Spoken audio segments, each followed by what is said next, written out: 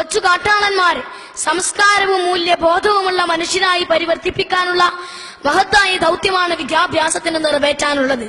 രാജ്യത്തോട് കടപ്പാടുള്ള, സമൂഹത്തോട് പ്രതിപത്തിയുള്ള, അഴിമതിക്കും സ്വജനപക്ഷപാതത്തിനുമെതിരെ സ്പന്ദിക്കുന്ന പൗരന്മാരാണ് വിദ്യാഭ്യാസത്തിലൂടെ വളർന്നു വരേണ്ടത്. കുടുംബത്തോട്, അയൽവാസികളോട്, സഹപാഠികളോട്, ഉസ്താദ്മാരോട് മുഴുവൻ മാന്യമായി വർത്തിക്കാൻ പരിശീലിക്കുന്നതിലാണ് വിജ്ഞാന സമ്പാദനത്തിന്റെ അർത്ഥപൂർണ്ണ വിജയം കുടികൊള്ളുന്നത്. നമ്മുടെ ഗ്രാമപഞ്ചായത്തിന്റെ സെക്രട്ടറി സ്ഥാനം മുതൽ രാഷ്ട്രത്തിന്റെ താക്കോൽ സ്ഥാനങ്ങളിൽ വരെ ഇരിക്കുന്ന ഉന്നതന്മാർ വരെ ലഭിക്കേണ്ടത് വിജ്ഞാന സമ്പാദനത്തിന്റെ വിളനിലമായ കലാലയങ്ങളിലെ ബെഞ്ചുകൾക്കിടയിൽ നിന്നാണ്. കൊള്ളക്കാരെയോ കൊലപാതകികളെയോ ഇവിടെ നിന്ന് നാം പ്രതീക്ഷിക്കുന്നില്ല. അഴിമതി വീരനെയും സ്വജനപക്ഷപാതകികളെയും സൃഷ്ടിക്കാൻ കലാലയങ്ങൾ ആവശ്യമില്ല. വർഗീയവാദികളെയും വിഘടനവാദികളെയും സൃഷ്ടിക്കാനാണെങ്കിൽ എന്തിനാണ് വിദ്യാഭ്യാസം, എന്തിനാണ് കലാലയങ്ങൾ? മയക്കുമരുന്നിന്റെയും ലഹരി പദാർത്ഥങ്ങളുടെയും വിപണിയാകാനാണെങ്കിൽ എന്തിന് കുട്ടികൾ സ്കൂളിൽ പോകണം?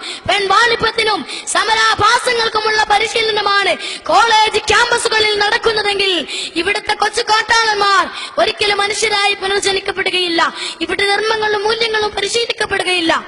നാളിതുവരെ നാം സംരക്ഷിച്ച മൂല്യങ്ങൾ എവിടെ? ധർമ്മങ്ങൾ എവിടെ? പരസ്പര സ്നേഹവും സഹോദര്യവും എവിടെ? എല്ലാം നഷ്ടപ്പെടുന്നത് നിറ കണ്ണുകളോടെ നോക്കി കാണുകയില്ലേ നാം?